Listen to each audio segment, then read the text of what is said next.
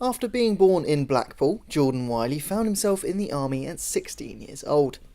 Since leaving the forces, he's done a number of high-risk and dangerous activities and is now well known for his extreme adventures. So I joined the army at 16 years old. I spent 10 years in the British Armed Forces, and now I reside in Andover these days.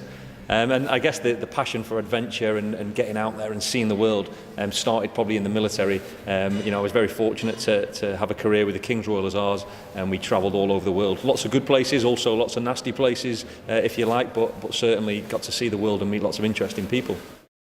Jordan visited some very dangerous places in the army, but says he thoroughly enjoyed his time there. Not only did it create an exciting and challenging lifestyle when in the forces, but it also set him up well for his future. No, I think the army is, like the rest of life, it's full of highs and lows, but certainly lots of positives. The people you meet, the people you get to work with, the places you get to visit are really incredible. And I would say that certainly that the big thing for me about the military is the values and standards it teaches you. Things like courage, respect, integrity, loyalty, discipline. It's those sort of values that you can apply to your normal everyday working life, and I genuinely believe they can take you a long way. Not only did it teach him some good life skills, his role in the forces also gave him an interesting opportunity last year, which involved a TV show on Channel 4 called Hunted. It's funny when you look back at life and you can see the twists and turns and the junctions where certain decisions were made. And one of the many roles that I had in the military, I was actually what's called a tactical questioner and interrogator. So my job was essentially to extract information from the bad guys in places like Iraq or Afghanistan. And 10 years after leaving, I got a phone call one day from the Channel 4 producers saying, "Jordan, you had this quite interesting role in the military, and we're looking to put a new twist on the Series 4 of Hunted and the Celebrity Hunted. Would you like to get involved?" And it was literally as simple as that. It was, I certainly didn't think that in 2018, 2019, I'd be chasing fugitives around the UK.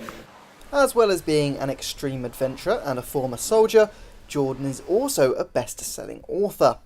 After being approached by a publisher, he wrote a book about one of his experiences after leaving the forces.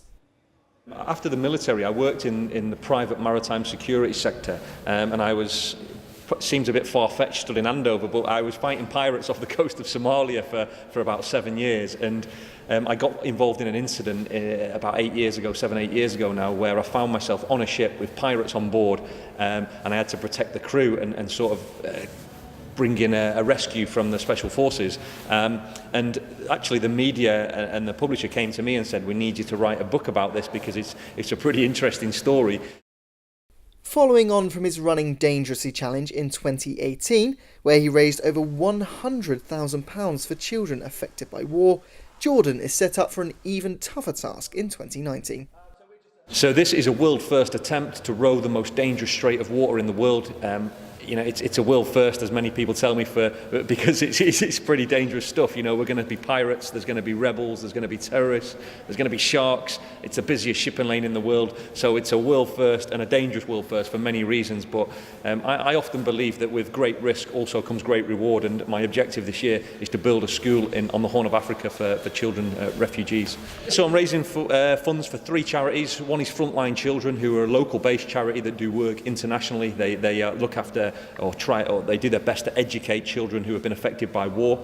Also Seafarers UK and Epilepsy Action, having been diagnosed with epilepsy 2 years ago. Jordan's working with rowers from Team GB, as well as some personal trainers and helpers from Reasons Fitness in Andover to get him in the best possible shape. Despite this being one of the most dangerous tasks he's ever undertaken, Jordan isn't frightened.